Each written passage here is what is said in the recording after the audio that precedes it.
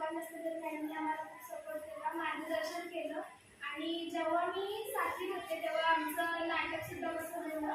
त्याच्यात मला गावचा पाटीलचा रोल होता. मॅडमने माझ्याकडून खूप छान प्रकारे बसवून घेतला. मॅडमविषयी बोलावं तेवढं कमीच आहे, पण जाता जाता एवढं बोलते, कीर्ती व्हावी चौदिशानं कर्तृत्वानं गाठावा आकाश. कीर्ती व्हावी चौदिशानं कर्तृत्वानं गाठावा आकाश. आपल्या प्रत्येक पावलावर जो आनंद होता कळत मॅडमना मॅडम मला वाढदिवसाच्या खूप शुभेच्छा.